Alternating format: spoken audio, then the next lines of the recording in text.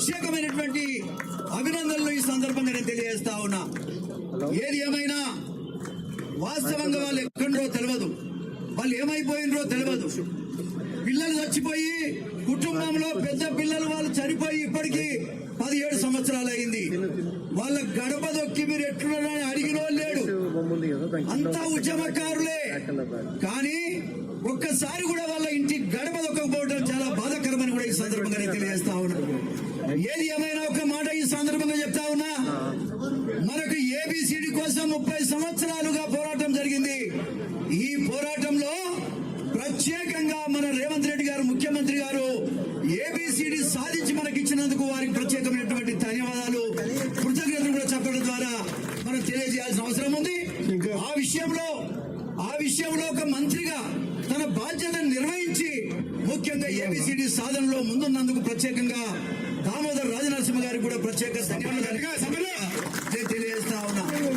సోదరులారా, సోదరిమణులారా, మనసు ఉండాలి, మంచి మనసు ఉండాలి. సేవ చేసే ఉన్నోడే లీడరే.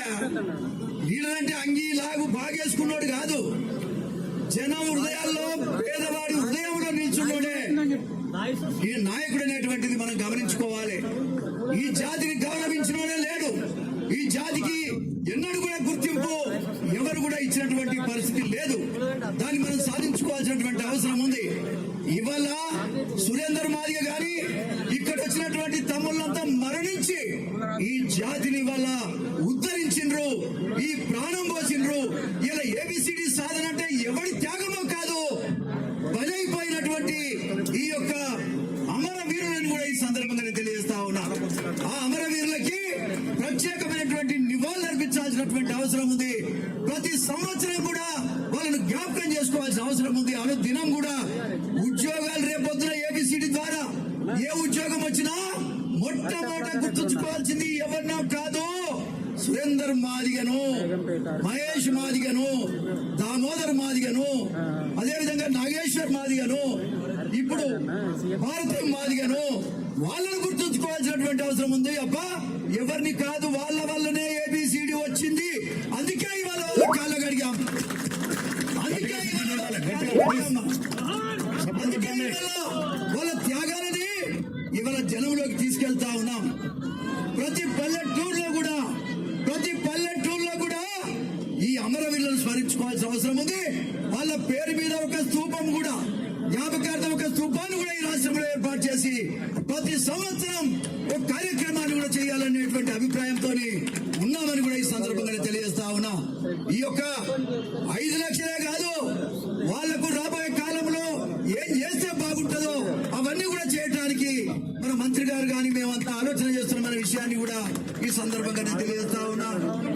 30 సంవత్సరాలుగా ఎదురు చూస్తున్నటువంటి నా కళ, ఈ జాతిలో 30 ఏళ్ళు ఎమ్మెల్యేగా ఉండి 40 సంవత్సరాల రాజకీయ జీవితంలో నిజంగా సాధించుకుంటామనేటువంటి అవకాశం వచ్చింది. ఇలా సాధించుకున్నాం, మన కళ ఫలించిందని కూడా ఈ సందర్భంగా నేను తెలియజేస్తా ఉన్నా.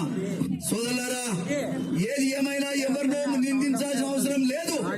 కానీ ఎవరు ఏమనుకున్నా వీళ్ళ దగ్గరికి పోకపోవటం, మాట్లాడకపోవటం, వాళ్ళ గురించి ఆలోచించకపోవటమే నేరమని కూడా మరొకసారి సందర్భంగా నేను తెలియజేస్తూ, ఇంకా కూడా మరి మన మంత్రి గారు వాస్తవంగా ఇలా గుండె నిండిందయ్యా, నా మనసు నిజంగా గుండె నిండి. మంత్రి గారి విషయంలో రకరకాల ఆలోచనలు ఉన్నాయి. ఆయన ఏదో లెక్క చేసిండా లేదా? ఇలా ఎవరయ్యా వంగి కాళ్ళు కడిగే మంత్రి ఎవరున్నారు?